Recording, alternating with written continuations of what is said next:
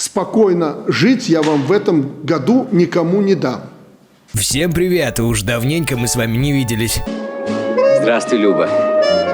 Я вернулся. Вряд ли вы забыли, но на всякий случай напоминаю. Подписки, комментарии и так любимые всеми пальцы вверх продвигают видео в тренды Ютуба. Именно благодаря вашей активности больше людей узнают о том, что происходит в Беларуси. Но мы начинаем.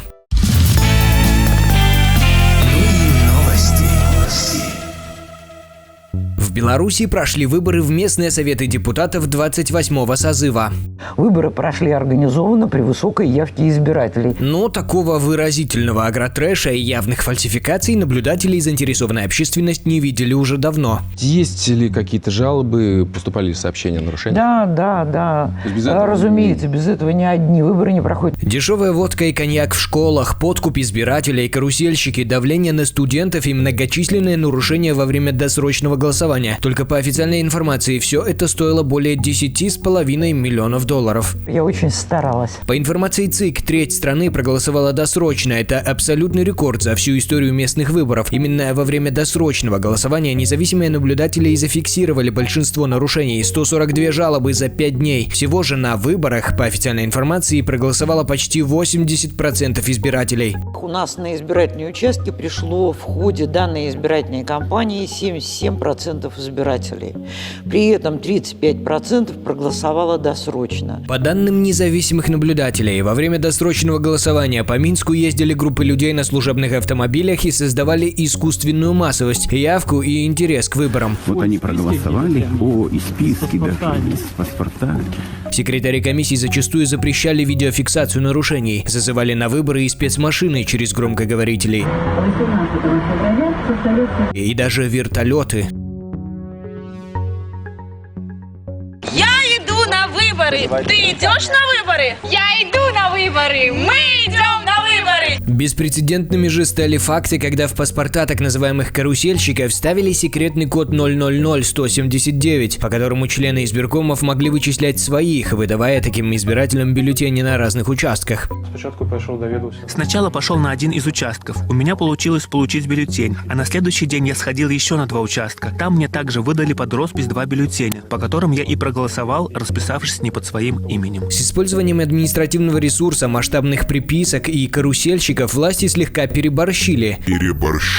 Сидели бы дома, борщ варили. Результату удивилась даже сама Ермошина. 77% явка избирателей. Очень высокая цифра. В глубине души обрадовались, удивились этой цифре, потому что ранее прогноз был около 60. Насторожилась.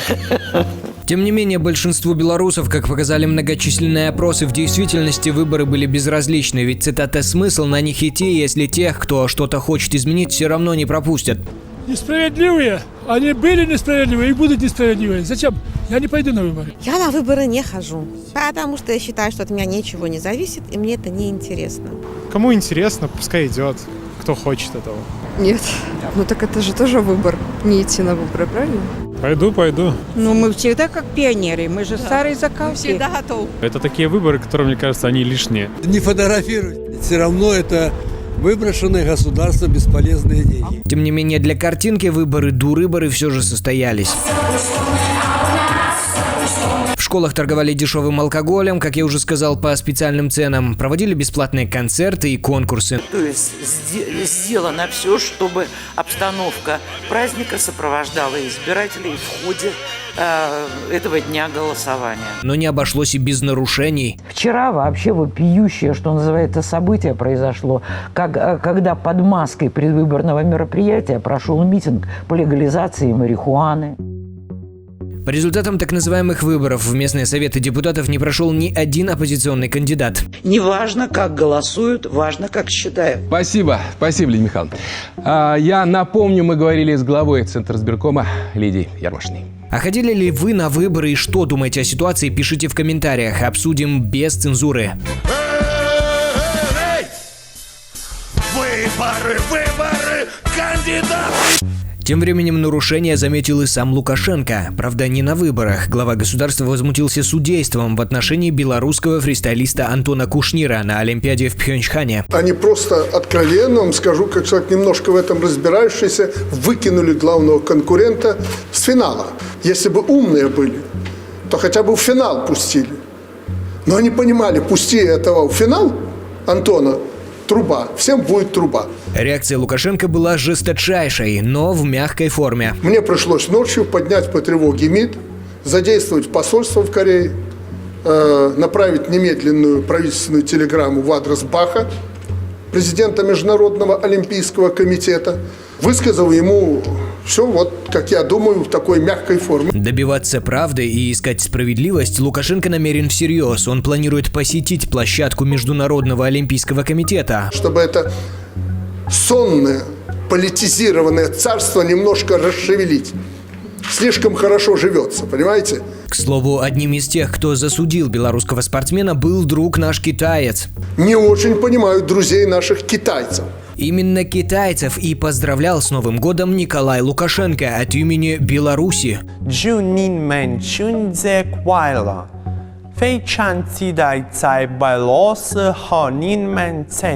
А вот и реакция китайских товарищей на поздравление сына президента подъехала.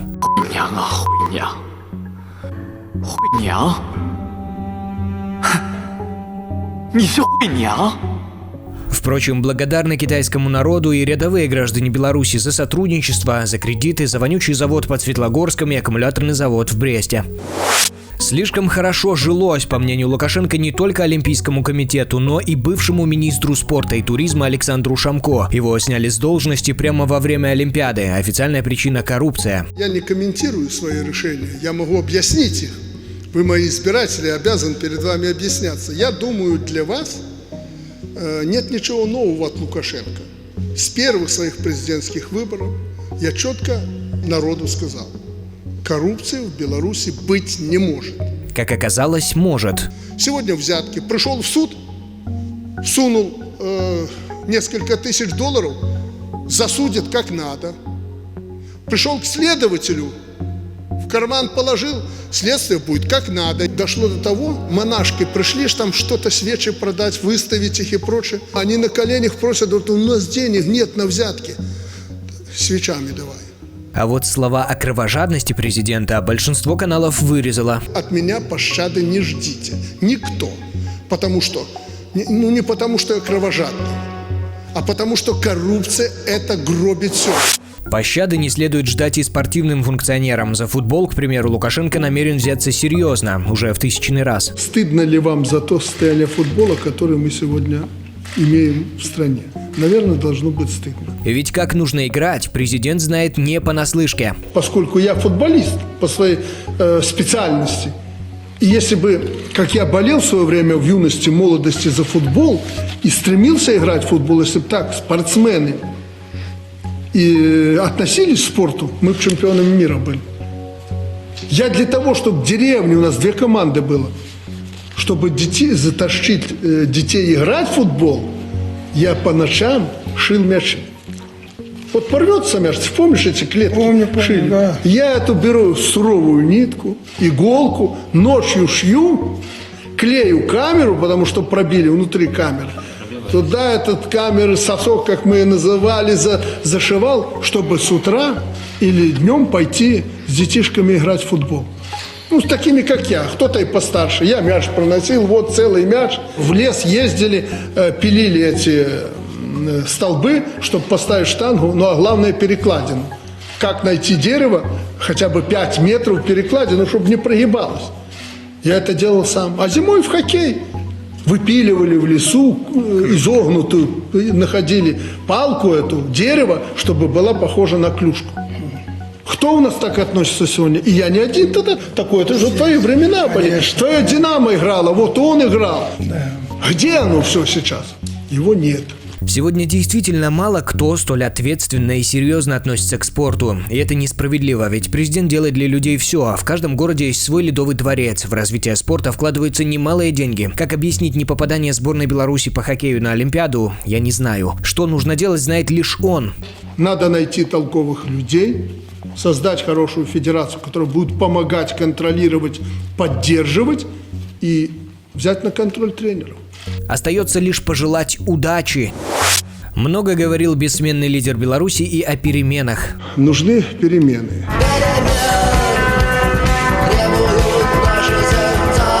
Какие бы ни были хорошие люди, нужны перемены. Это естественно.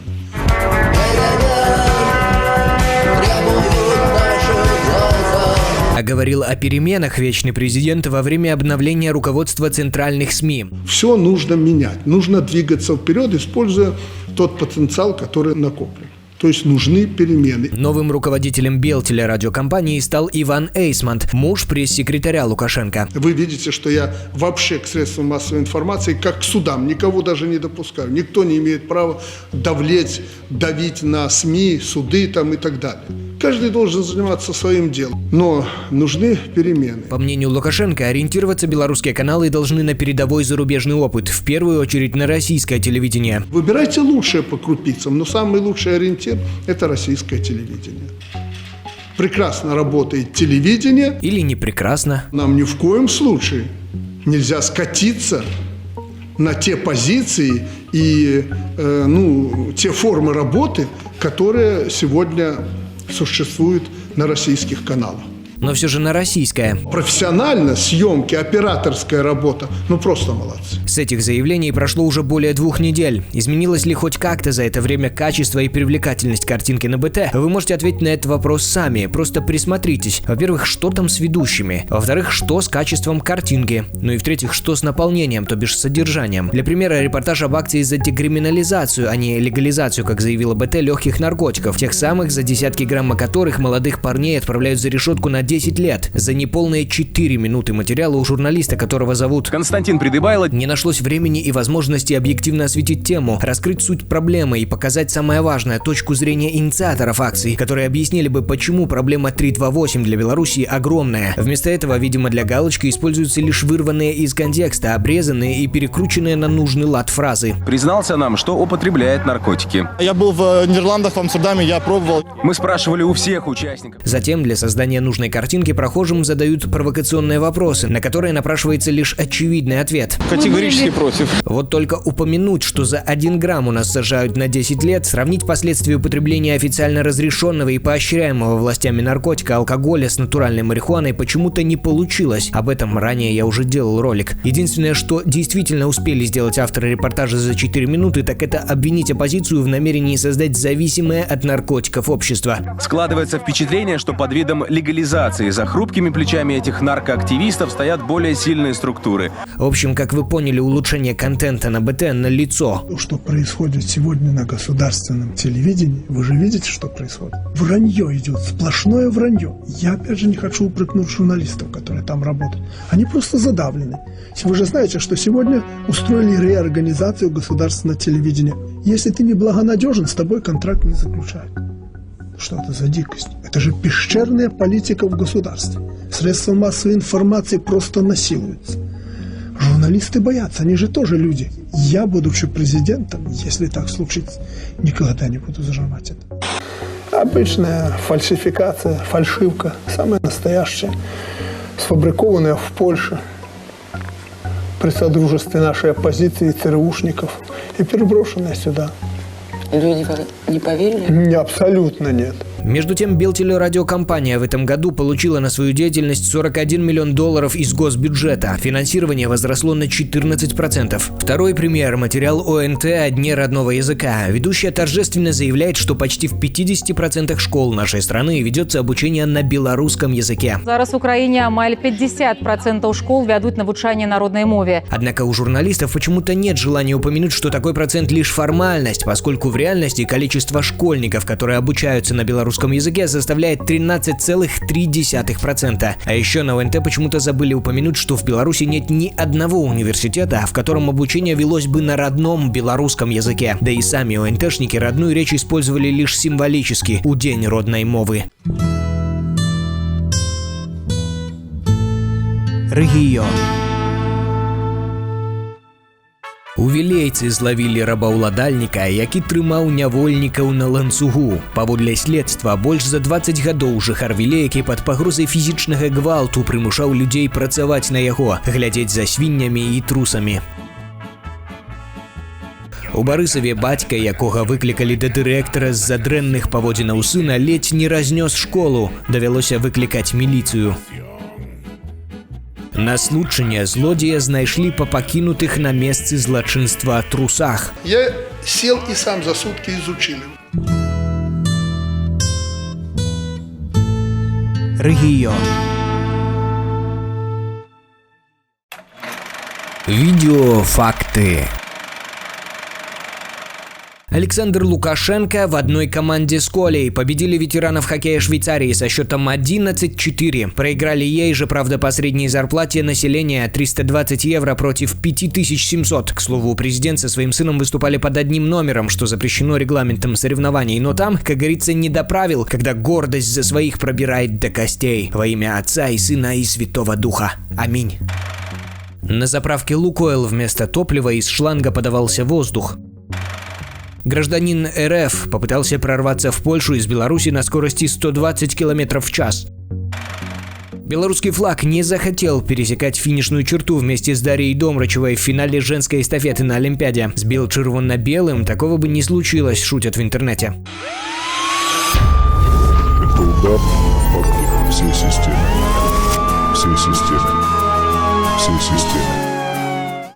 Министр МВД Игорь Шуневич поблагодарил милицию за работу на выборах. Он выразил признательность всему личному составу за добросовестное выполнение служебных обязанностей, высокую дисциплину и самообладание.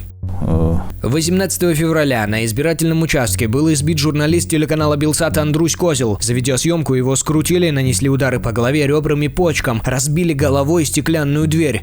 Я отримав 3 удара от, скажем, сержанта. Ночь Козел провел в изоляторе на Окрестина. Журналисту отказывали в медицинской помощи. Обследование выявило у Андруся удар грудной клетки и кровоподтек правой лобно-височной области. На следующий день его судили за неповиновение милиции. Но судья отправил дело на доработку. В день выборов задержали также наблюдателя Артема Скоробогатова. Его осудили на 7 суток ареста за якобы нецензурную брань на избирательном участке. Видеодоказательств в суде милиционеры не предоставили. Почему власть, которую, по ее словам, поддерживает 85% населения, так испугалась журналиста и активиста, освещающего самые демократические выборы, так и остается загадкой. $500 штрафа за видео в кабинете у начальника отдела ГАИ. Несмотря на то, что по закону съемка разрешена, судья Мингорсуда Валерий Комиссаров оставил без изменений постановление в отношении Александра Максимени, канал Алекс Драйв, которого обвиняли в неповиновении законному требованию должностного лица. Я уже был на некоторых судах по 23.4, это неповиновение. Как будто действительно, это приказ сверху, чтобы вот по 23.4 при любых обстоятельствах, даже есть какие-то, вообще никак законами назвать нельзя, они принимают такие решения. Кто-нибудь напомнит последнее, кто выигрывал? Нет таких. Чего испугались самые честные, доблестные и добросовестные сотрудники, так и остается загадкой. К слову, незадолго до суда подполковник Бондаренок, который и составил протокол о неповиновении, был уволен из органов. Жителя Хойников, которого милиция избила на глазах у детей, оштрафовали более чем на $250. Такое решение принял судья Андрей Кардаш. Основанием стало отсутствие светоотражающего элемента фликера и якобы имевшее место оскорбление милиционеров и неповиновение их законным требованиям. Я потерпевший, они меня делают виноватым в этой ситуации. Никаких доказательств, кроме свидетельств самих милиционеров, разумеется, не было. В Глузке пьяный милиционер сбил на тротуаре 2 подростков. Виновником аварии оказался местный 22-летний участковый Дмитрий Голуб. Информация о нем сразу же исчезла с сайта местной милиции, но сохранилась в кэше Гугла. Официальной информации Министерство внутренних дел не давало, зато дал Лукашенко. По-прежнему аварии на дорогах случаются с участием сотрудников внутренних дел. Ну о каком авторитете милиции можно тогда говорить? Вопрос один к министру. Когда будет наведен порядок? Недоволен был Лукашенко и крутяками на квадроциклах, которые ездят по полям. Порядок, Игорь Анатольевич, во всем, чтобы вы мне не отписывали, что там некоторые крутяки у нас появились. Это же не дети простых людей, а сами крутые и их детишки сегодня на квадроциклы, снегоходы и пошли по зимам, по полям. На что я обращал внимание, а вы мне отписки пишете. Отверните головы им и подбирайте эти транспортные средства. Вот и все решение вопроса. Сейчас мы тебя накажем по-взрослому или пытки в Могилеве. Накануне Нового года двое участковых били и истязали задержанного, вставляя милицейскую дубинку ему в задний проход. Новый год пострадавший встретил в камере. Такую информацию сообщил правозащитный сайт «Против пыток». Начали наносить удары вообще всем, чем попало. Руками, ногами, там, всем, чем можно. Все, одели наручники. Дальше начал меня душить. Вопрос один к министру. Когда будет наведен порядок? Никогда. А 40-летнему жителю Рогачева сотрудники ГАИ сломали ребро во время задержания за отсутствие фликера, после чего составили протокол и через суд оштрафовали. Працаўнікі патрульна-паставой службы Дмитрий Литвинович и Валерий Кузьков запихнули мужчину в машину и повезли в РАУС. Через некоторое время у основателя сайта в Рогачеве, который первым рассказал о ситуации, сотрудники Рогачевского районного отдела Следственного комитета устроили обыск. Новости одной строкой. Лукашенко требует удвоить зарплату учителям уже в ближайшие годы. ЮНИСЕФ. Беларусь вошла в топ-10 стран мира с самой низкой детской смертностью. Украинский певец Алексеев победил в финале национального отбора на Евровидении 2018 в Беларуси. Солигорский «Шахтер» собирается платить колумбийскому футболисту с одной почкой по 69 тысяч евро в месяц. Под Солигорском семья спасла и вырастила детеныша косули, теперь им грозит штраф. Согласно изданию Epoch Times, Лукашенко занял 6-е место в рейтинге живущих в мире диктаторов. Япония выделила 2 больницам в Гомельской области грант в $130 тысяч на покупку оборудования. На этом все. Большое спасибо, что досмотрели до конца. Напишите комментарии и поставьте лайк, если еще не поставили. Это лучшая благодарность. До новых встреч и хороших вам новостей.